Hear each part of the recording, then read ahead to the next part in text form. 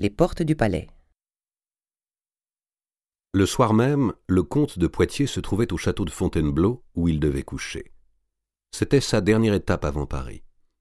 Il achevait de souper en compagnie du dauphin de Viennois, du comte de Savoie et des membres de sa nombreuse escorte, lorsqu'on vint lui annoncer l'arrivée des comtes de Valois, de la Marche et de Saint-Pol. « Qu'ils entrent tout aussitôt, » dit Philippe de Poitiers. Mais il n'eut pas le moindre mouvement pour aller au-devant de son oncle. Et quand celui-ci, le pas martial, le menton haut et les vêtements poudreux apparut, Philippe se contenta de se lever et d'attendre. Valois, un peu décontenancé, resta quelques secondes sur le pas de la porte, regarda l'assistance. Philippe, s'obstinant à demeurer immobile, il dut se décider à avancer. Chacun se taisait, les observant. Quand Valois fut assez près, le comte de Poitiers le prit alors aux épaules et le baisa sur les deux joues, ce qui pouvait passer pour un geste de bon neveu, mais qui, venant d'un homme qui n'avait pas bougé de sa place, paraissait plutôt un geste de roi. Cette attitude irrita non seulement Valois, mais également Charles de la Marche, qui pensa « N'avons-nous fait tout ce chemin que pour recevoir un tel accueil ? Après tout, je suis égal à mon frère. Pourquoi se permet-il de nous traiter de si haut ?»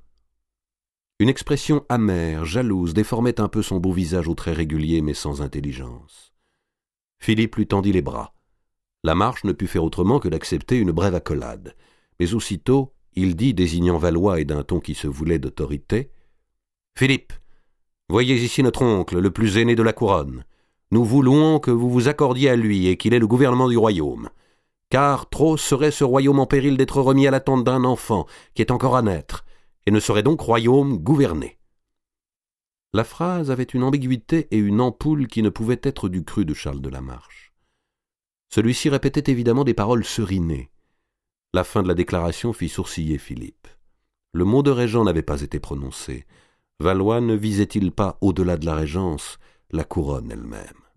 « Notre cousin Saint-Pol est avec nous, » reprit Charles de la Marche, « pour vous dire que c'est aussi le conseil des barons. » Philippe se passa la main lentement sur la joue. « Je vous sais gré, mon frère, de votre avis, répondit-il froidement, et d'avoir fait tant de route pour me le porter. Aussi je pense que vous êtes là, comme je le suis moi-même, et les bonnes décisions ne se prennent point dans la lassitude. Je propose donc que nous allions dormir, pour en décider demain, l'esprit frais et en petit conseil. La bonne nuit, mes seigneurs. Raoul, Anseau, Adam, m'accompagnez, je vous prie. » Et il sortit de la salle, sans avoir offert le vivre à ses visiteurs, et sans même se soucier de la manière dont ils allaient s'accommoder pour dormir. Suivi d'Adam Héron, de Raoul de Presles et d'Anseau de Joinville, il se dirigea vers la chambre royale. Le lit, jamais plus utilisé depuis que le roi de fer y avait rendu l'âme, était prêt, les draps mis. Philippe tenait beaucoup à occuper cette chambre, il tenait surtout à ce que nul autre ne l'occupât. Adam Héron se disposait à le déshabiller. « Je crois que je ne me dévêtirai pas, » dit Philippe de Poitiers. « Adam, vous allez dépêcher aussitôt un bachelier vers Messire Gaucher de Châtillon pour qu'il soit à m'attendre à Paris dès le petit matin, à la porte d'Enfer. Puis, mandez-moi mon barbier tout à l'heure, car je veux parvenir avec le visage frais, et aussi ordonnez qu'on tienne 20 chevaux prêts à partir vers la minuit, que l'on selle sans bruit lorsque mon oncle sera couché. Pour vous, Anseau, ajouta-t-il en se tournant vers le fils du sénéchal de Joinville, je vous charge d'avertir de mon départ le comte de Savoie et le dauphin, afin qu'ils ne soient point surpris et ne croient pas que je me défie d'eux. Restez ici jusqu'au matin en leur compagnie, et quand mon oncle se réveillera, qu'on l'entoure beaucoup et qu'on le ralentisse, faites-lui perdre du temps en route. » Demeuré seul avec Raoul de Presles, le comte de Poitiers sembla s'enfoncer dans une méditation silencieuse que le légiste se garda de troubler. « Raoul, dit-il enfin, vous avez œuvré jour après jour pour mon père et l'avez connu de plus près. En cette occasion, comment aurait-il agi ? » « Il eût fait comme vous, monseigneur, je m'en porte garant, et ne vous le dis point par flatterie, mais parce que je le pense bien. J'ai trop aimé notre sire Philippe et enduré trop de souffrances depuis qu'il n'est plus pour servir aujourd'hui un prince qui ne me le rappellerait en tout point. Hélas, hélas, Raoul, je suis peu de chose auprès de lui. Il pouvait suivre son faucon en l'air, sans jamais le perdre des yeux, et moi j'ai la vue courte. Il tordait sans peine un fer à cheval entre ses doigts. Il ne m'alléguait ni sa force aux armes, ni cette apparence de visage qui enseignait à chacun qu'il était roi. En parlant, il regardait obstinément le lit. À Lyon, il s'était senti régent avec une parfaite certitude. Mais à mesure qu'il se rapprochait de la capitale, cette assurance, sans qu'il en laissât rien paraître, l'abandonnait un peu. Raoul de Presles, comme s'il répondait aux questions non formulées, dit « Il n'y a point de précédent à la situation où nous sommes, monseigneur. Nous en avons assez débattu depuis des jours. Dans l'affaiblissement présent du royaume, le pouvoir sera à celui qui aura l'autorité de le prendre.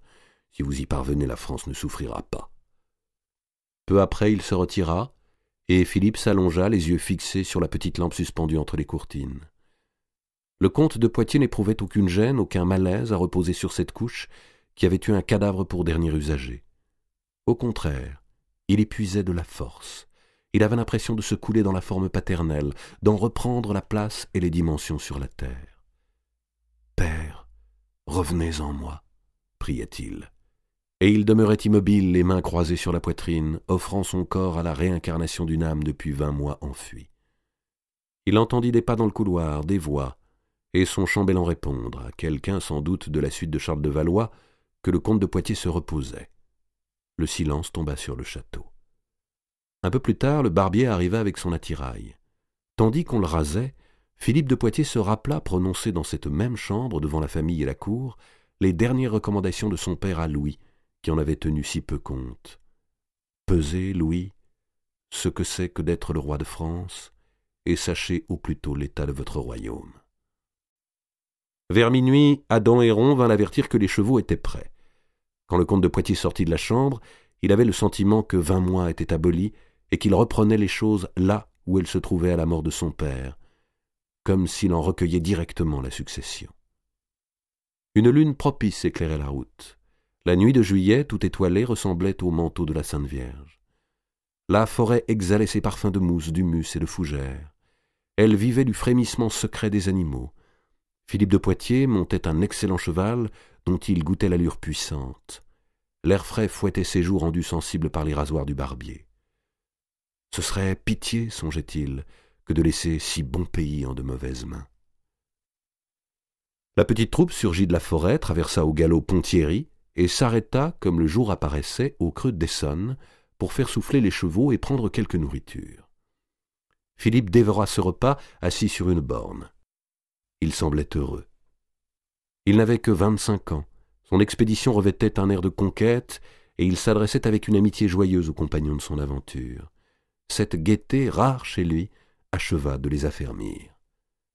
Entre prime et tierce, il arriva à la porte de Paris tandis que sonnaient les cloches aigrelettes des couvents d'alentour.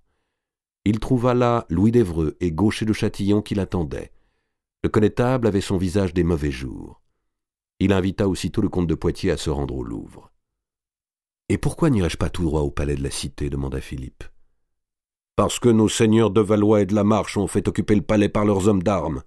Au Louvre, vous aurez les troupes royales, qui sont tout à mon obéissance, c'est-à-dire tout à vous, avec les arbalétriers de messire de Galard.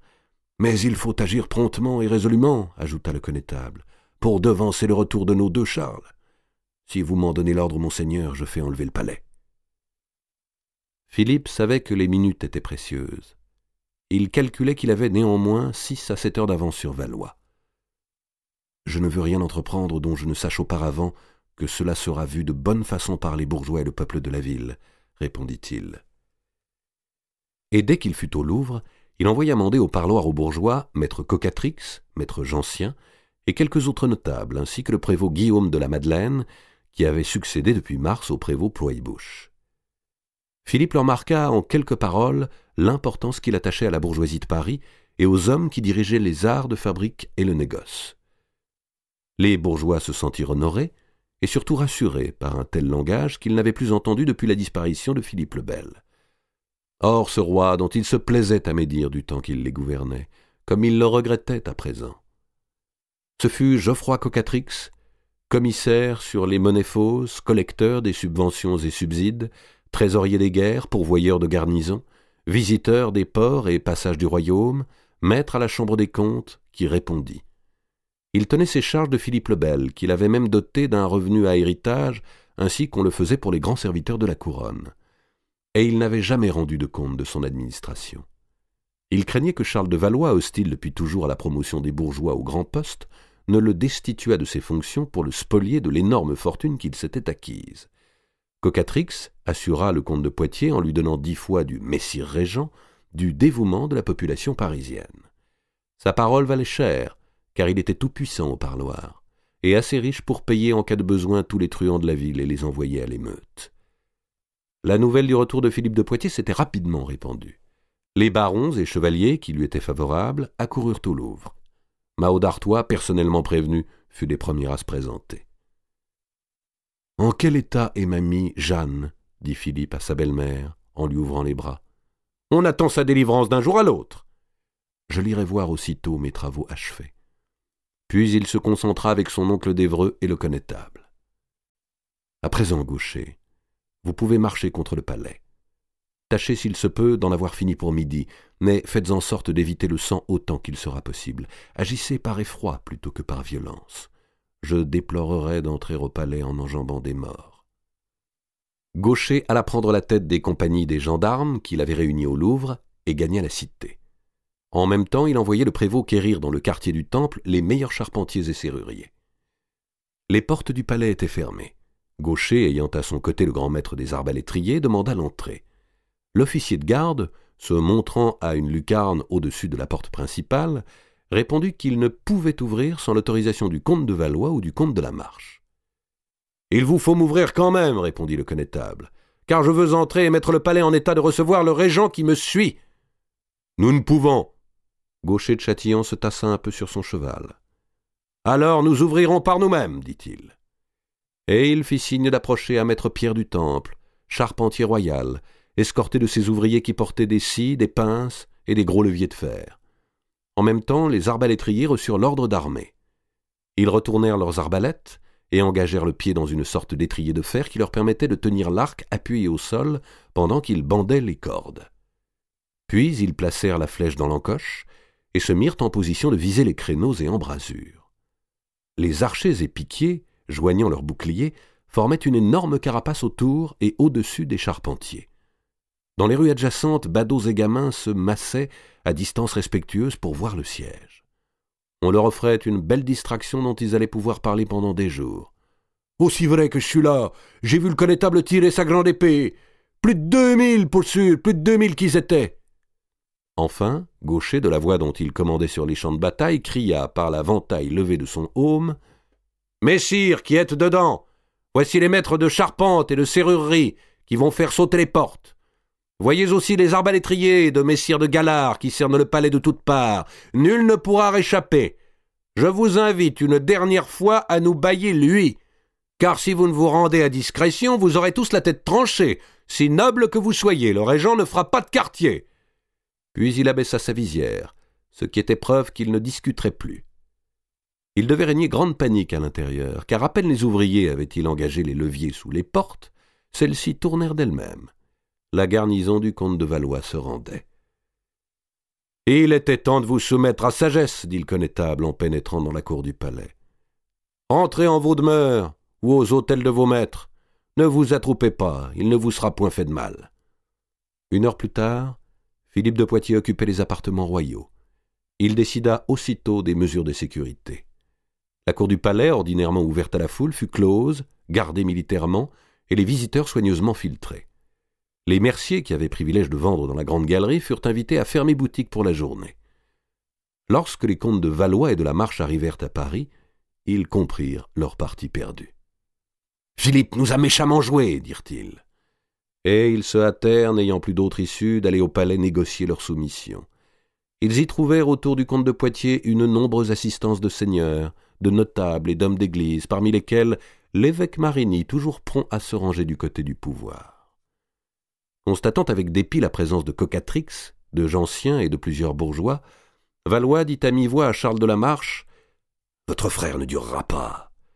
Il est bien peu assuré de lui-même s'il se sent obligé de s'appuyer sur les hommes du commun. » Néanmoins, il prit son meilleur air pour s'avancer vers Poitiers et le pria d'excuser l'incident des portes. « Mes écuyers de garde ne savaient point, ils avaient reçu consigne sévère à cause de la reine Clémence. » Il s'attendait à une solide rebuffade, et la souhaitait presque afin de pouvoir entrer en conflit ouvert avec Philippe. Mais celui-ci ne lui offrit pas les avantages d'une brouille et lui répondit du même ton: « J'ai dû agir de la sorte, et à grand regret, mon oncle. pour prévenir les entreprises de notre cousin de Bourgogne, à qui votre départ avait laissé la place libre. J'en avais reçu nouvelle dans la nuit à Fontainebleau et n'ai pas voulu vous éveiller. » Valois, cherchant à atténuer sa défaite, feignit d'admettre l'explication, et s'efforça même de faire bon visage au connétable qu'il tenait pour l'auteur de toute la machination. Charles de la Marche, moins habile à dissimuler, gardait les lèvres closes. Le comte d'Évreux présenta alors la proposition dont il était convenu avec Philippe. Tandis que celui-ci, dans un coin de la salle, feignait de s'entretenir de questions de service avec le connétable, Émile de Noailles, Louis d'Évreux dit « Mes nobles seigneurs, et vous tous, messires, je conseille pour le bien du royaume et pour y éviter des troubles funestes, que notre bien-aimé neveu Philippe assure le gouvernement de notre consentement à tous, et qu'il accomplisse les offices royaux au nom de son neveu à naître, si Dieu veut que la reine Clémence mette au monde un fils. Je conseille aussi qu'une assemblée de tous les hauts hommes du royaume se tienne sitôt qu'on la pourra réunir avec les pairs et les barons, pour approuver notre décision et jurer fidélité au régent. » C'était l'exacte riposte à la déclaration de Charles de la Marche la veille à Fontainebleau en faveur de Valois. Mais la scène, cette fois, avait été réglée par de meilleurs artistes. Truffé d'hommes fidèles au comte de Poitiers, l'assistance approuva par acclamation. Aussitôt, Louis d'Évreux vint mettre les mains dans celles de Philippe. « Je vous jure fidélité, mon neveu, » dit-il en ployant le genou. Philippe le releva, et, lui donnant l'accolade, lui dit à l'oreille « Tout se poursuit à merveille. Grand merci, mon oncle. » Charles de Valois, furieux, grommelait. « Le roi! Il se prend tout juste pour le roi !» Mais Louis d'Évreux déjà se tournait vers lui, disant « Pardon, mon frère, d'être passé avant votre aînesse. » Valois n'avait plus qu'à obéir. Il s'approcha, les mains tendues. Le comte de Poitiers les lui laissa en l'air. « Vous me ferez la grâce, mon oncle, dit-il, de siéger à mon conseil. » Valois pâlit. La veille, il signait les ordonnances et les faisait sceller de son sceau. Aujourd'hui, on lui offrait comme un grand honneur une place en un conseil auquel il appartenait de droit. « Vous me remettrez aussi les clés du trésor, » ajouta Philippe en baissant la voix. « Je sais bien qu'il n'y reste que poussière, mais de ce peu, je suis désormais garant. » Valois eut un mouvement de recul. C'était sa dépossession complète qu'on exigeait de lui. « Mon neveu, je ne puis, » répondit-il. « Il me faut faire mettre les comptes honnêtes. »« Je me défends bien, mon oncle, de douter de leur netteté, » dit Philippe avec une ironie à peine perceptible. « Gardez-moi de vous faire l'injure d'en demander l'examen. Remettez donc les clés, et nous vous tiendrons quitte des comptes. » Valois comprit la menace. « Soit, mon neveu. Ces clés vous seront portées tout à l'heure. » Philippe, alors, étendit les mains pour recevoir l'hommage de son plus puissant rival. Le connétable de France s'approchait à son tour. « À présent, gaucher, » lui souffla Philippe, « il nous faut nous occuper du Bourguignon. » Les visites du comte de Poitiers. Le comte de Poitiers ne se berçait pas d'illusions. Il venait de remporter un premier succès spectaculaire, rapide, mais il savait que ses adversaires n'allaient pas désarmer si aisément. Aussitôt qu'il eut reçu de monseigneur de Valois un serment de fidélité qui n'était que de bouche, Philippe traversa le palais pour aller saluer sa belle-sœur Clémence. Il était accompagné d'Anceau de Joinville et de la comtesse Mao. Hugues de Bouville, en apercevant Philippe, fondit en larmes et tomba à genoux, lui baisant les mains. L'ancien chambellan s'était abstenu de paraître à la réunion de l'après-midi. Il n'avait pas quitté son poste, ni lâché son épée pendant toutes ces dernières heures, et il était passé par de rudes transes pendant que le connétable assiégeait le palais. « Pardonnez-moi, monseigneur, pardonnez-moi cette faiblesse. C'est la joie de vous voir de retour, » disait-il en mouillant de ses pleurs les doigts du régent. « Faites donc, mon bon, faites donc, » répondit Philippe. Le vieux sire de Joinville ne reconnut pas le comte de Poitiers. Il ne reconnut pas davantage d'ailleurs son propre fils.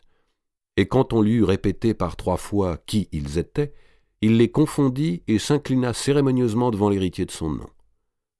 Bouville ouvrit la porte de la chambre de la reine.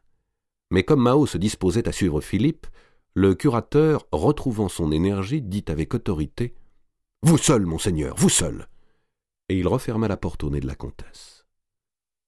La reine Clémence était pâle, lasse, et visiblement hors des préoccupations qui agitaient si fort la cour et la population de Paris. Elle ne put, en voyant le comte de Poitiers venir à elle les mains tendues, s'empêcher de penser « Si ça avait été à lui que l'on m'eût mariée, je ne serais pas veuve aujourd'hui. Pourquoi Louis? Pourquoi pas Philippe ?» Elle essayait d'interdire à sa pensée cette sorte de question qui lui paraissait autant de reproches au Créateur tout-puissant. Mais rien, même la piété, ne pouvait défendre une veuve de 23 ans de se demander pour quelle raison les autres jeunes hommes, les autres maris étaient vivants. Philippe l'informa de sa prise de régence et l'assura de son entier dévouement. « Oh, oh oui, mon frère, oh oui, murmura-t-elle, aidez-moi. » Elle voulait dire, sans bien savoir comment s'exprimer, « Aidez-moi à vivre, aidez-moi à me sauver du désespoir, aidez-moi à mettre au monde cet enfant que je porte et qui est tout ce qui me rattache désormais à la terre. » « Pourquoi notre oncle de Valois, reprit-elle, m'a-t-il fait quitter presque de force ma maison de Vincennes? Louis me l'avait donnée dans son dernier souffle. »« Vous souhaitez donc y retourner ?» demanda Poitiers. « C'est mon seul désir, mon frère. Je m'y sentirai plus forte, et mon enfant naîtrait au plus près de l'âme de son père, au lieu où elle a quitté le monde. » Philippe ne prenait aucune décision, même secondaire, à la légère. Il regarda à travers la fenêtre la flèche de la Sainte-Chapelle, dont les lignes un peu incertaines et brouillées se dressaient devant ses yeux myopes. « Si je lui donne cette satisfaction, pensait-il, elle m'en saura gré, me tiendra pour son défenseur et me laissera décider de toute chose pour elle. D'autre part, mes adversaires l'atteindront moins aisément à Vincennes qu'ici, et pourront moins l'utiliser contre moi. D'ailleurs, dans le douloir où elle ne saurait servir à personne. »« Je veux, ma sœur, vous satisfaire en tout, répondit-il. Aussitôt que l'assemblée des hauts hommes m'aura confirmé dans ma charge, mon premier soin sera de vous reconduire à Vincennes. Nous sommes lundi, l'assemblée que je fais presser se tiendra sans doute vendredi. Pour le prochain dimanche, vous écouterez, je pense, la messe en votre maison. »« Je savais, Philippe, que vous étiez un bon frère. Votre retour est le premier apaisement que Dieu m'accorde. » Au sortir de l'appartement de la reine, Philippe rejoignit sa belle-mère et Anceau de Joinville qui l'attendait. Mao s'était prise de bec avec Bouville et arpentait de son grand pas d'homme les dalles d'une galerie devant les écuyers de garde. « Alors, comment est-elle » demanda-t-elle à Philippe. « Pieuse et résignée, et bien digne de donner à la France un roi, » répondit le comte de Poitiers de manière que ses paroles pussent atteindre toutes les oreilles environnantes. Puis, à mi-voix, il ajouta « Je ne crois pas, en l'état de faiblesse qu'elle montre, qu'elle conduise l'enfant jusqu'à terme. »« Ce serait bien le meilleur cadeau qu'elle pourrait nous faire, et les choses seraient plus faciles à régler, » répondit Mao de la même façon. « Et puis l'on en finirait de toute cette défiance et de cet appareil de guerre qui l'entoure. Depuis quand les pairs du royaume n'ont-ils plus accès auprès de la reine? J'ai été veuve aussi, que diable, et l'on pouvait m'approcher pour les affaires du gouvernement. » Philippe, qui n'avait pas encore vu sa femme depuis son retour, accompagna Mao à l'hôtel d'Artois. « Le temps de votre absence a fort pesé à ma fille, dit Mao. Mais vous allez la voir fraîche à ravir. Nul ne croirait qu'elle est à la veille de livrer son fruit. J'étais ainsi en mes grossesses, alerte jusqu'au dernier jour. » Les retrouvailles du comte de Poitiers et de sa femme furent émues, bien que sans larmes. Jeanne, fort lourde, se déplaçait avec gêne, mais elle offrait tous les signes de la santé et du bonheur. La nuit était venue et la lueur des chandelles, s'ayant au teint, estompait sur le visage de la jeune femme les marques de son état. Elle portait un collier de corail rouge, le corail étant réputé pour son action bénéfique sur les accouchements.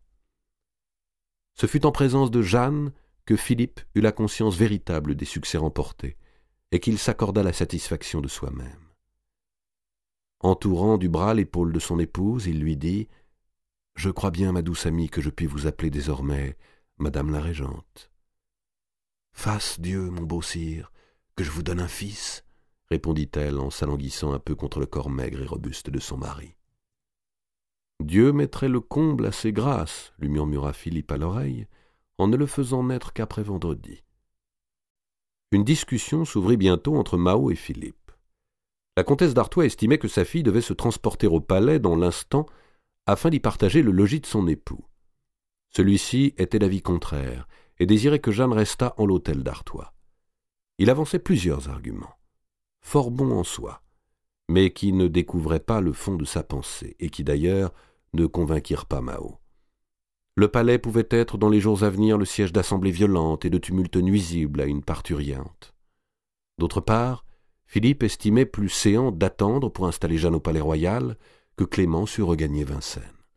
« Mais il se peut que demain Jeanne soit empêchée tout à fait de bouger, fit remarquer Mao. N'avez-vous donc point désir que votre enfant voie le jour au palais ? C'est cela justement que je voudrais éviter. Là vraiment je ne vous comprends point, mon fils, dit Mao en haussant ses puissantes épaules. Cette controverse lassait Philippe. Il n'avait pas dormi depuis 36 heures, avait parcouru la nuit précédente 15 lieues à cheval et vécu ensuite la journée la plus difficile, la plus mouvementée de sa vie. Il sentait sa barbe pousser et ses paupières par instants se fermer d'elles-mêmes. Mais il était décidé à ne pas céder.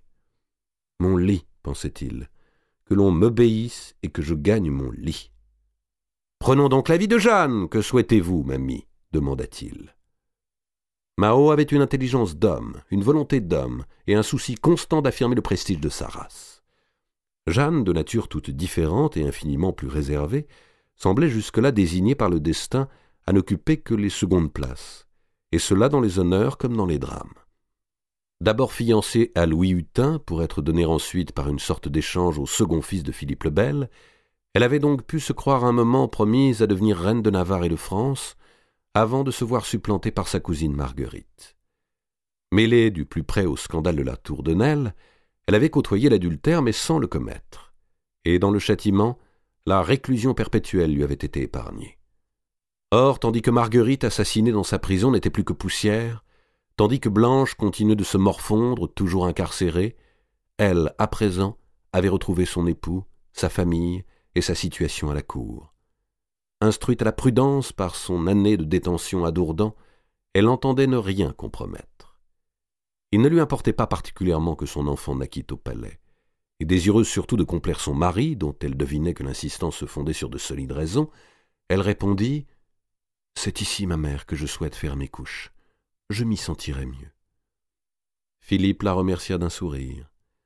Assis dans un grand siège à dossier droit, les jambes allongées et croisées, il s'enquit du nom des matrones et ventrières qui devaient assister Jeanne, voulant savoir d'où chacune venait et si l'on pouvait leur accorder toute confiance. Il recommanda qu'on leur fît prêter serment, précaution qu'on ne prenait d'ordinaire que pour les accouchements royaux. « Que voilà un bon époux qui prend grand soin de moi », pensait Jeanne en l'écoutant. Philippe exigea aussi que, dès l'instant où la comtesse de Poitiers entrerait dans les douleurs, les portes de l'hôtel d'Artois fussent fermées. Nul n'en devait plus sortir, à l'exception d'une seule personne chargée de lui porter la nouvelle de la naissance. « Vous, » dit-il en désignant Béatrice d'Hirson, qui assistait à l'entretien. « Les ordres seront donnés à mon chambellan pour que vous puissiez me joindre à toute heure, même si je suis en conseil. Et s'il se trouve compagnie autour de moi, vous ne me ferez l'annonce qu'à voix basse, sans en souffler mot à autrui, si c'est un fils. Je me fie à vous, car je me rappelle que vous m'avez déjà bien servi. »« Et davantage encore que vous ne le pensez, monseigneur, » répondit Béatrice en inclinant légèrement la tête. Mao lança un regard furieux à Béatrice, comme pour la rappeler à l'ordre. Cette fille, avec ses airs de lent, sa fausse naïveté, ses sournoises audaces, la faisait trembler. Mais Béatrice continuait de sourire. Le jeu des deux visages n'échappa pas à Jeanne. Entre sa mère et la demoiselle de Parage, elle sentait une épaisseur de secret qu'elle préférait ne pas chercher à percer. Elle tourna les yeux vers son mari. Celui-ci ne s'était aperçu de rien. La nuque appuyée au dossier de son siège, il venait de s'endormir d'un coup, foudroyé par le sommeil des victoires. Sur son long visage, d'ordinaire sévère, paraissait une expression de douceur attentive qui permettait d'imaginer l'enfant qu'il avait été. Jeanne, émue, s'approcha d'un pas prudent et vint lui poser au front un baiser sans poids. L'enfant du vendredi. Dès le lendemain, le comte de Poitiers se mit à la préparation de l'assemblée du vendredi. S'il en sortait vainqueur, nul ne serait plus en mesure pour de longues années de lui contester le pouvoir. Il dépêcha messagers et chevaucheurs pour convoquer, comme on en était convenu, tous les hauts hommes du royaume, tous ceux en fait qui ne se trouvaient pas à plus de 2 journées de cheval, ce qui offrait l'avantage d'une part de ne pas laisser la situation se détériorer, et d'autre part d'éliminer certains grands vassaux dont Philippe pouvait redouter l'hostilité, tels le comte de Flandre et le roi d'Angleterre. En même temps, il confiait à Gaucher de Châtillon, à Mills de Noyer et à Raoul de Presles le soin de rédiger le règlement de régence qui serait soumis à l'Assemblée. S'appuyant sur les décisions déjà acquises, on fixa les principes suivants. Le comte de Poitiers administrerait la France et la Navarre, avec le titre provisoire de régent, gouverneur et gardien, et percevrait tous les revenus royaux. Si la reine Clémence mettait au monde un fils, celui-ci naturellement serait roi, et Philippe conserverait la régence jusqu'à la majorité de son neveu. Mais si Clémence accouchait d'une fille, toutes les difficultés commençaient à cette hypothèse. Car dans ce cas, la couronne devait normalement revenir à la petite Jeanne de Navarre, fille de Marguerite et de Louis X. Mais était-elle vraiment la fille de Louis ? La cour tout entière durant ces journées-là se posait la question. Sans la découverte provoquée par Isabelle d'Angleterre et Robert d'Artois des coupables amours de Marguerite, sans la publicité du scandale, du jugement, des condamnations, les droits de Jeanne de Navarre n'eussent pas été discutés. En l'absence d'héritier mâle, elle devenait reine de France. Mais il pesait sur elle de lourdes présomptions de bâtardise que Charles de Valois et Louis X lui-même s'étaient complus à étayer, à l'occasion du remariage, et dont les partisans de Philippe en la circonstance ne manquèrent pas de tirer parti. « Elle est la fille de Philippe d'Aunay », disait-on ouvertement. Ainsi, l'affaire de la Tour de Nesle, sans avoir jamais eu le caractère abominablement orgiaque et criminel que lui prêtait l'imagination populaire, posait 2 ans après qu'elle eût éclaté, et dans sa banale réalité d'adultère, un problème d'exceptionnelle gravité pour la dynastie française. Quelqu'un proposa de décider que la couronne serait de toute manière attribuée à l'enfant de Clémence, fille ou garçon. Philippe de Poitiers fit grise mine à cette suggestion. Certes, les soupçons qui entouraient Jeanne de Navarre étaient fortement fondés, mais on n'en possédait aucune preuve absolue. En dépit des pressions exercées sur elle et des marchés mis en main, Marguerite n'avait jamais signé aucune déclaration qui conclût l'illégitimité de Jeanne. La lettre datée de la veille de sa mort et qui avait été utilisée au procès de Marigny affirmait le contraire. Il était bien évident que ni la vieille Agnès de Bourgogne ni son fils Eudes IV, le duc actuel, n'accepteraient de souscrire à l'éviction de leur petite-fille et nièce. Le comte de Flandre ne manquerait de prendre leur parti et sans doute avec lui le comte de Champagne. On exposait la France au risque d'une guerre civile. « Alors, dit Gaucher de Châtillon, décrétons tout bonnement que les filles sont écartées de la couronne. Il doit bien y avoir quelque coutume sur laquelle on puisse s'appuyer. »« Hélas, répondit Mills de Noyer, j'ai déjà fait chercher, car votre idée m'était aussi venue, mais l'on ne trouve rien. »« Qu'on cherche davantage. Mettez à ce soin vos amis les maîtres de l'université et du Parlement. Ces gens-là dénichent coutume pour tout et dans le sens qu'on veut, s'ils s'en donnent la peine. Ils remontent à Clovis pour prouver qu'on vous doit fendre la tête ou retirer les pieds ou trancher le meilleur. »« Il est vrai, dit Mills, que je n'avais pas fait chercher si haut. Je ne pensais qu'aux coutumes établies depuis Hugues. Il faudrait aller voir plus anciennement, mais nous n'avons guère le temps d'ici à vendredi. » Obstiné, le connétable, balançant son menton carré et plissant ses paupières de tortue, poursuivit. « En vérité, ce serait folie que de laisser filles monter au trône. Voyez-vous, dame ou donzelle commander les armées, un pur chaque mois, grosse chaque année, et tenir tête aux vassaux, alors qu'elles ne sont au point même capables de faire taire les chaleurs de leur nature? Non, moi je ne vois point cela, et je rendrai tout aussitôt mon épée. Mais seigneurs, je vous le dis, la France est trop noble royaume pour tomber en quenouille et être remis à femelle. Les lys ne filent pas. » Cette dernière formule frappa fortement les esprits. Philippe de Poitiers donna son accord à une rédaction assez tortueuse qui remettait les décisions à de lointaines échéances. « Faisons en sorte que les questions soient posées, mais sans préjuger des réponses, dit-il. Laissons une ouverture aux espérances de chacun, puisque, aussi bien, tout dépend d'une chose à venir et encore inconnue. À supposer donc que la reine Clémence accoucha d'une fille, Philippe garderait la régence jusqu'à la majorité de sa nièce aînée, Jeanne. À cette date seulement serait réglée la succession, soit au profit des 2 princesses qui se partageraient alors France et Navarre, soit au profit de l'une d'elles en faveur de qui serait maintenue la réunion des 2 couronnes, soit au profit d'aucune, si elles renonçaient à leurs droits, ou encore si l'Assemblée des pairs convoquée pour en débattre estimait que femme ne pouvait régner sur le royaume de France. Dans ce cas, la couronne irait au plus proche parent mâle du dernier roi, c'est-à-dire à Philippe. Ainsi, la candidature de celui-ci était pour la première fois officiellement avancée, mais soumise à tant de préalables qu'elle n'apparaissait que comme une solution éventuelle de compromis et d'arbitrage. Ce règlement, présenté individuellement aux principaux barons favorables à Philippe, reçut leur acquiescement. Seul Mao témoigna une réticence, bien étrangement, devant un acte qui en fait laissait envisager l'accession de son gendre et de sa fille au trône de France. Quelque chose dans la rédaction la chagrinait. « Ne pourriez-vous, dit-elle, déclarer simplement « si les deux filles renoncent », sans demander au père de décider si femelle doit régner ?»« Eh, ma mère, répondit Philippe, autrement elles ne renonceront point. Les pères dont vous faites partie sont la seule assemblée de recours. À l'origine, ils étaient électeurs du roi, comme les cardinaux le sont du pape ou les palatins de l'empereur. Et c'est ainsi qu'ils choisirent Hugues, notre ancêtre, qui était duc de France. Si à présent ils n'élisent plus, c'est que pendant 300 ans, nos rois ont toujours eu fils à asseoir au trône. « C'est coutume qui vient de la chance, répliqua Mao.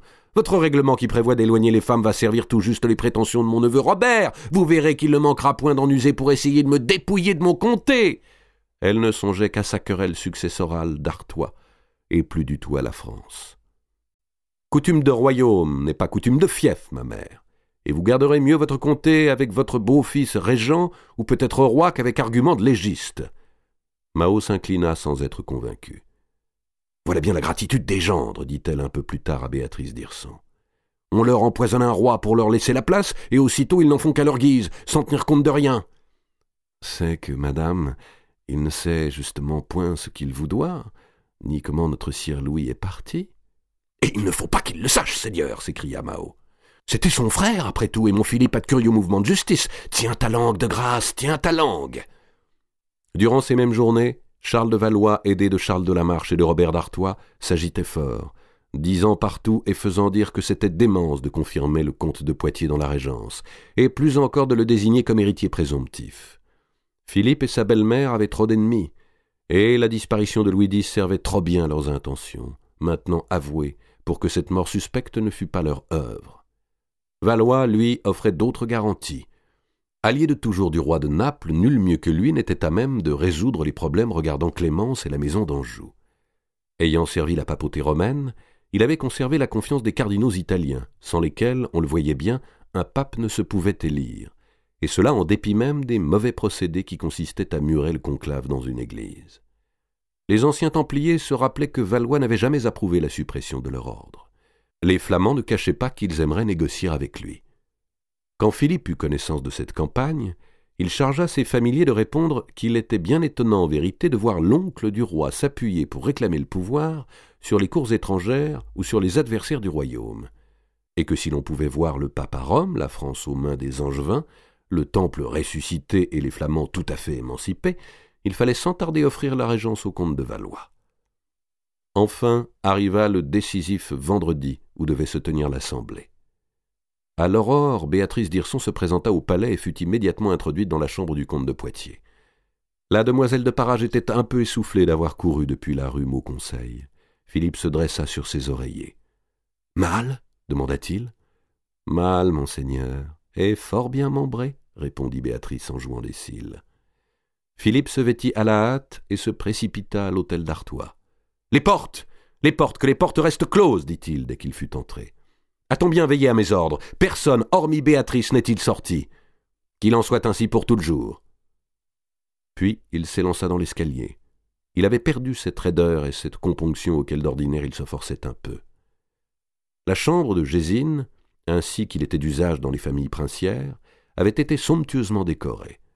De hautes tapisseries d'Arras aux vives couleurs recouvraient entièrement les murs, et le sol était jonché de fleurs, iris, roses et marguerites que l'on écrasait en marchant. L'accouchée, pâle, les yeux brillants et le visage encore défait, reposait dans un grand lit entouré de courtines de soie, sous des draps blancs qui traînaient à terre de la longueur d'une aune. Dans les angles de la pièce se trouvaient 2 couchettes, également pourvues de rideaux de soie, et destinées l'une à la ventrière assermentée et l'autre à la berceresse de garde. Philippe se dirigea droit vers le berceau d'apparat et se pencha fort bas pour voir ce fils qui venait de lui naître.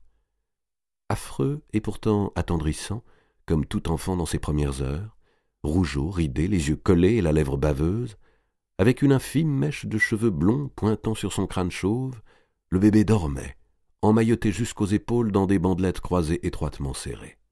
« Ainsi le voilà donc, mon petit Louis-Philippe, que je souhaitais tant et qui arrive à point si bien nommé. » Seulement alors, le comte de Poitiers s'approcha de sa femme, la baisa aux joues et lui dit d'un ton de profonde gratitude: Grand merci, mamie.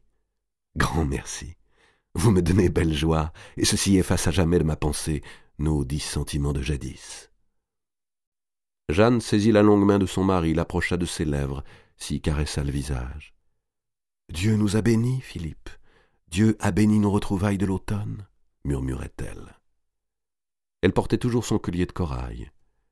La comtesse Mao, les manches relevées sur des avant-bras pourvus d'un solide duvet, assistait à la scène en triomphatrice. Elle se frappa la panse d'un geste énergique. « Eh, mon fils !» s'écria-t-elle. « Ne vous l'avais-je pas dit? Ce sont bons ventres que ceux d'Artois et de Bourgogne. » Philippe revint au berceau.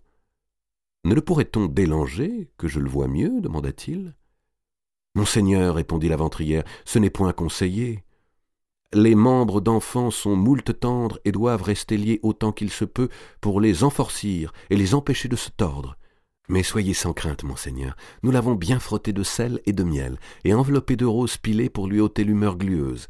Et il a eu tout le dedans de la bouche passé au miel avec le doigt, afin de lui donner appétit et douceur. Soyez sûr qu'il est bien choyé. »« Et votre Jeanne aussi, mon fils, ajouta Mao. Je l'ai fait oindre de bonnons au gant mêlés de fientes de lièvre, pour lui resserrer le ventre, selon les recettes de maître Arnaud. »« Mais ma mère, dit l'accouché, je croyais que c'était recette pour femme stérile. »« Bah, la fiente de lièvre est bonne pour tout, répliqua la comtesse. Philippe continuait à contempler son héritier. Ne trouvez-vous point qu'il ressemble fort à mon père ? Dit-il. Il a le haut front. Peut-être bien, répondit Mao. À la vérité, je lui voyais plutôt les traits de feu mon brave Othon. Qu'il leur ait force d'âme et de cœur, à tous deux, voilà ce que je lui souhaite. C'est surtout à vous, Philippe, qu'il ressemble, dit Jeanne doucement. Le comte de Poitiers se redressa avec quelque fierté. À présent, dit-il, je pense que vous comprenez mieux mes ordres, ma mère, et pourquoi je vous demande de tenir vos portes fermées. Nul ne doit savoir encore que j'ai un fils, car on dirait en ce cas que j'ai fabriqué le règlement de succession tout exprès pour lui assurer le trône après moi, si Clémence ne donne point de mal. Et j'en connais quelques-uns, mon frère Charles le Premier, qui regimberaient à voir sitôt leurs espérances coupées. Si donc vous voulez garder à cet enfant sa chance de devenir roi, pas un mot à quiconque, tout à l'heure dans l'assemblée. »« C'est vrai qu'il y a l'assemblée. Ce gaillard-là me le faisait oublier, » s'écria Mao en tendant la main vers le berceau. « Il est grand temps de me parer et d'avaler un morceau pour être d'attaque. Je me sens toute creuse, et avoir été sitôt éveillée. Philippe, vous allez bien me faire raison. Béatrice, Béatrice !» Elle frappa de ses paumes et réclama un pâté de brochet, des œufs bouillis, du fromage blanc aux épices, de la confiture de noix, des pêches et du vin blanc de Château-Chalon. « C'est vendredi, il faut faire maigre, dit-elle. Le soleil apparaissant au-dessus les toits de la ville inonda de lumière cette famille heureuse. « Mange un peu du pâté de brochet, cela ne peut te peser, disait Mao à sa fille.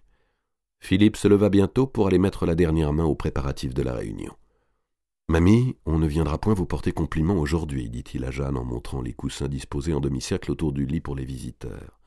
Mais je gage que vous aurez grand monde demain. » Au moment où il allait sortir, Mao le rattrapa par la manche. « Mon fils, songez un peu à Blanche, qui est toujours à Château-Gaillard, c'est la sœur de votre épouse. »« J'y songerai, je verrai à lui faire sort meilleur. » Et il s'éloigna, emportant à sa semelle un iris écrasé. Mao referma la porte. « Allons, les berceresses !» s'écria-t-elle. « Chantonnez un peu !» L'assemblée des 3 dynasties. Du fond de ses appartements, la reine Clémence entendit les hauts hommes se rendre à l'assemblée. Le tumulte de leurs voix se répercutait sous les voûtes et dans les cours. La réclusion de 40 jours que les rites du deuil imposaient à la reine venait de prendre fin la veille. Clémence ingénument avait cru la date de la réunion choisie tout exprès pour lui permettre d'y assister. Aussi s'était-elle préparée à cette réapparition solennelle avec intérêt, curiosité, impatience même, et comme si elle reprenait goût à vivre. Mais à la dernière minute, un conseil de médecins, parmi lesquels les physiciens personnels du comte de Poitiers et de la comtesse Mao, lui avait interdit de s'exposer à une fatigue jugée dangereuse pour son état. Cette décision, en vérité, satisfaisait les divers partis de la cour, car personne ne se souciait de faire valoir les droits de Clémence à la régence. Pourtant, puisque l'on cherchait avec tant d'opiniâtreté dans les coutumes du royaume des précédents dont s'inspirer, on ne pouvait manquer de se souvenir d'Anne de Kiev, veuve d'Henri Ier, partageant le gouvernement avec son beau-frère Baudouin de Flandre, par cette qualité indélébile qui lui avait été conférée par le sacre. Et l'exemple plus proche encore de la reine Blanche de Castille était présent aux mémoires. Mais le dauphin de Viennois, beau-frère de Clémence et le plus naturellement désigné pour la défendre, avait parti lié avec Philippe de Poitiers. Mais Charles de Valois, bien qu'il se donnât comme le grand protecteur de sa nièce, ne songeait qu'à travailler pour lui-même. Mais le duc Eudes de Bourgogne, qui était là, ainsi qu'il le déclarait en représentant de la succession de sa sœur Marguerite, souhaitait en premier chef l'éviction de Clémence. Resté trop peu de mois au trône pour s'y être fait connaître et y avoir pris ascendant sur les barons, la belle Angevine n'était déjà plus considérée que comme la survivante d'un règne bref, troublé, et à maints égards calamiteux. Elle n'a pas porté chance au royaume, disait-on. Et si l'on tenait compte d'elle en tant que future mère, on lui marquait bien que comme reine, elle avait cessé d'exister.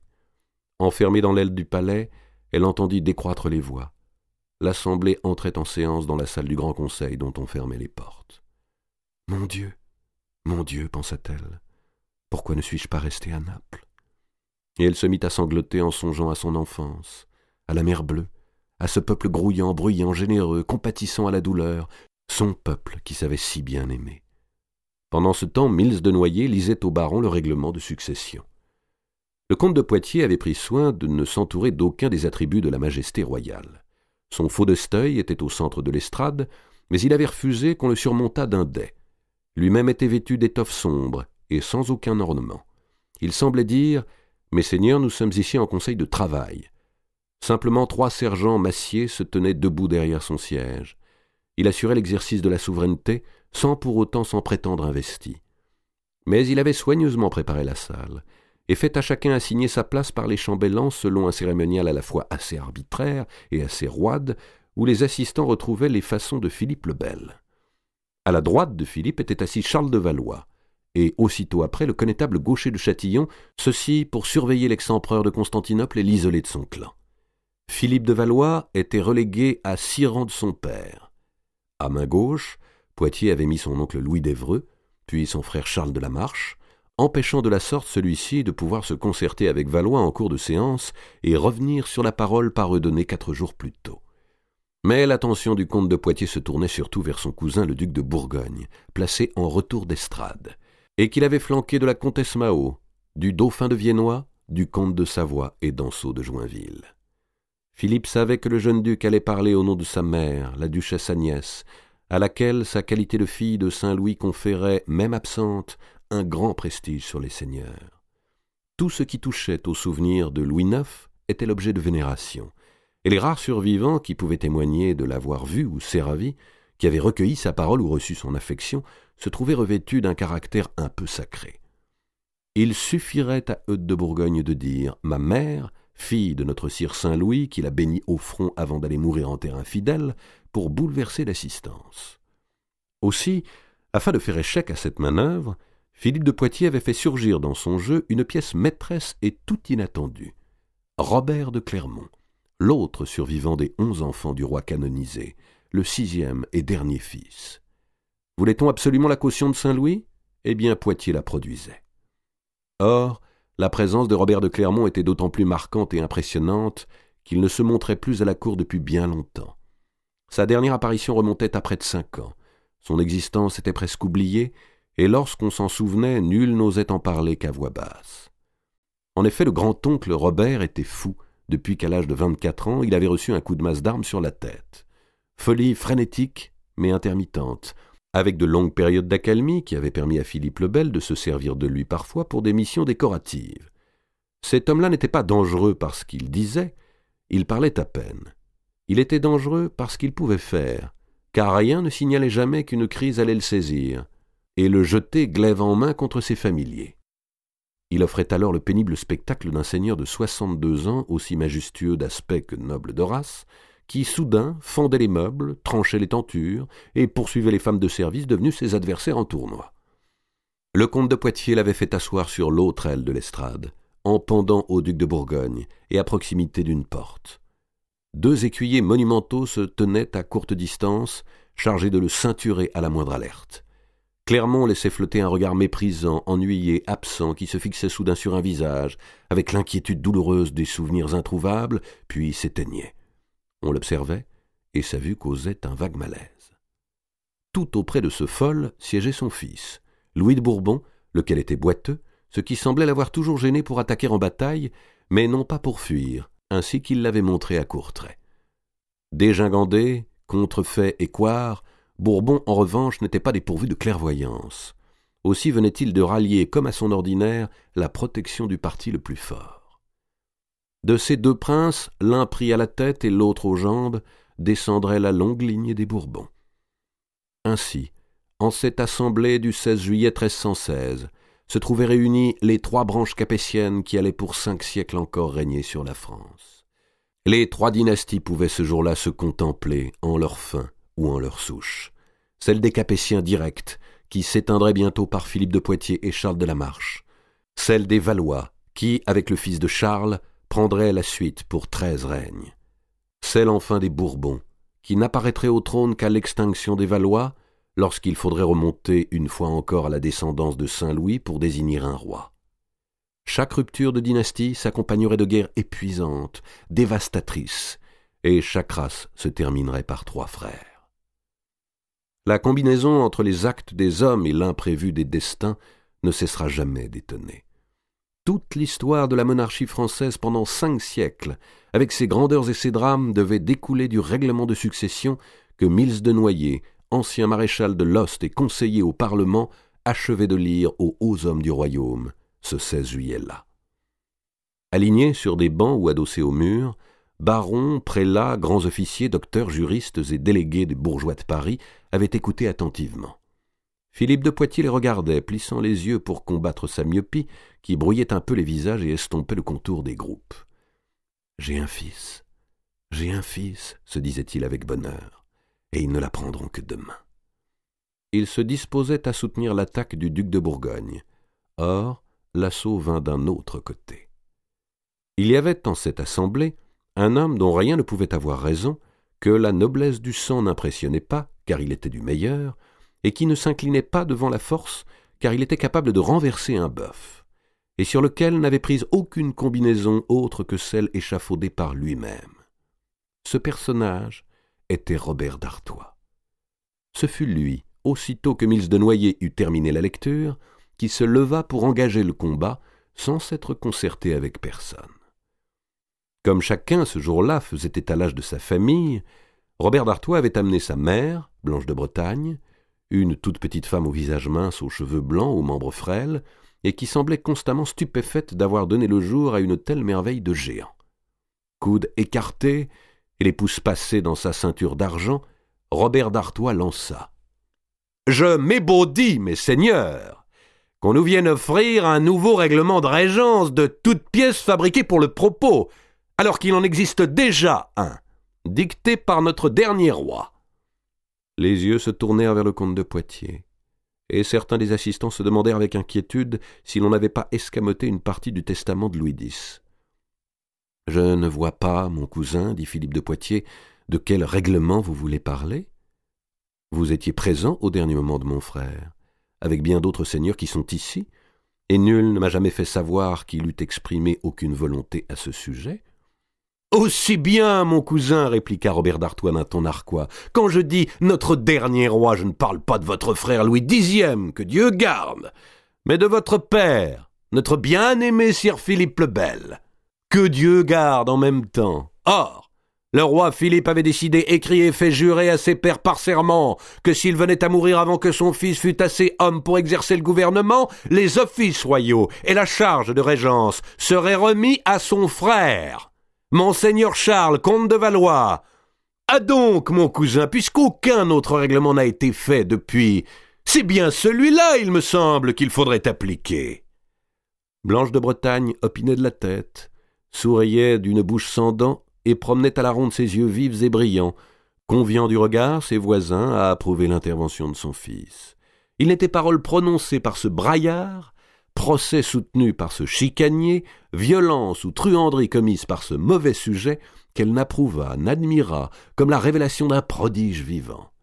Elle reçut, donné par un signe de paupière, un remerciement muet du comte de Valois. Philippe de Poitiers, un peu incliné sur la coudoir de son faux d'Esteuil, agita lentement les mains. « J'admire, Robert, j'admire, dit-il, de vous voir si empressé aujourd'hui à suivre la volonté de mon père, alors que vous fûtes si peu obéissant à sa justice en son vivant. Les bons sentiments vous viennent avec l'âge, mon cousin. Soyez rassurés, c'est précisément la volonté du roi Philippe que nous nous sommes efforcés de respecter. N'est-il pas vrai, mon oncle ?» ajouta-t-il à l'adresse de Louis d'Évreux. Louis d'Évreux, qui depuis 6 semaines s'opposait aux manœuvres de Valois et de Robert d'Artois, prit la parole. « Le règlement sur lequel vous vous fondez, Robert, vaut pour le principe, mais non indéfiniment pour la personne. Que pareil accident, dans 50 ou 100 ans survienne encore à la couronne, ce ne sera pas mon frère Charles qu'on ira chercher pour régenter le royaume. Si longue vie que je lui souhaite. Notre sire Dieu n'a pas fait Charles l'Éternel tout exprès. Le règlement, en établissant que la régence revient au frère le plus avancé en âge, désigne donc bien Philippe, et c'est pourquoi l'autre jour nous lui avons prêté hommage. Ne remettez donc pas en question ce qui est tranché. » On croyait Robert Maté, c'était mal le connaître. Il baissa légèrement la tête, offrant aux rayons du soleil qui perçaient les vitraux ses cheveux de cuivre, coiffés en rouleau sur sa large nuque.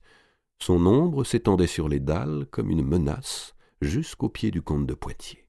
« Les volontés du roi Philippe, reprit-il, ne contenaient rien au sujet des filles royales, ni qu'elles eussent à renoncer à leurs droits, ni que la décision fût remise à l'Assemblée des pairs. » Un frémissement d'approbation agita aussitôt les rangs des seigneurs de Bourgogne et de Champagne, et le duc Eudes lui-même sur l'estrade s'écria « Voilà qui est bien dit, mon cousin, et c'est tout juste ce que j'allais clamer moi-même. » Blanche de Bretagne à nouveau lança autour d'elle ses petits regards pétillants. Le connétable commençait à s'agiter sur son siège, on l'entendait grommeler, et ceux qui le connaissaient bien prévoyaient un éclat. « Depuis quand, reprit le jeune duc en se levant, cette novelté a-t-elle été introduite dans nos coutumes ? Depuis hier, je pense. Depuis quand les filles, si les fils viennent à manquer, devraient-elles être privées des possessions et couronnes de leur père ?» Le connétable à son tour se dressa. « Depuis le temps, messire duc, dit-il avec une lenteur calculée, que certaines filles ne donnent plus au royaume la garantie d'être bien nées de ce père dont on veut la faire hériter. Sachez enfin ce qui se dit par le monde, et que notre cousin Valois nous a lui-même souvent répété au conseil étroit. La France est trop beau et trop grand pays, messire duc, pour que l'on puisse, sans que les pères en aient délibéré, remettre la couronne à une princesse dont on ne sait si elle est fille de roi ou fille d'écuyer. » L'assemblée fit silence. Eudes de Bourgogne était devenu blanc. On crut qu'il allait se lancer contre Gaucher de Châtillon, qui attendait ramassé dans sa force de vieil homme de guerre. Mais ce fut vers Charles de Valois que la colère du Bourguignon dévia. « Ainsi, mon cousin, s'écria-t-il, vous qui avez choisi d'unir votre fils aîné à une autre de mes sœurs, vous vous employez donc à honnir celle-là qui est morte ?»« Eh, mon compère, dit Valois, pour ce qui est de se honnir, votre sœur Marguerite, que Dieu lui pardonne ses péchés, n'a pas eu besoin de mon aide. » Et plus bas il ajouta à l'adresse de Gaucher de Châtillon, « Quel besoin avez-vous de m'aller mettre en cause ?»« Et vous, mon frère par le mariage, continuait Eudes, en désignant Philippe de Valois, approuvez-vous aussi les vilainies que j'entends ?» Philippe de Valois, empêtré dans sa grande taille et cherchant vainement des yeux le conseil de son père, souleva les bras d'un geste d'impuissance et se contenta de dire « Il faut avouer, mon frère, que le scandale était gros. » L'assistance commençait de bourdonner. Du fond de la salle venaient des bruits de dispute, certains seigneurs tenant pour la bâtardise de Jeanne, d'autres pour la légitimité. Charles de la Marche, mal à l'aise, pâle, baissait la tête comme chaque fois qu'il était question de cette misérable affaire. « Marguerite est morte, Louis est mort, se disait-il, mais ma femme Blanche est toujours vivante et moi je continue de porter au front mon déshonneur. » À ce moment, le comte de Clermont, auquel personne n'accordait plus attention, donna des signes d'agitation. « Je vous défie, messire, je vous défie tous !» cria-t-il soudain. « Plus tard, mon père, plus tard, nous irons en tournoi !» dit Louis de Bourbon d'une voix qui se voulait tranquille et naturelle. Et en même temps, il invitait du geste les 2 gigantesques écuyers à se tenir prêts pour le cas où il faudrait ceinturer le dément. Robert d'Artois contemplait enchanté de soi le tumulte qu'il avait provoqué.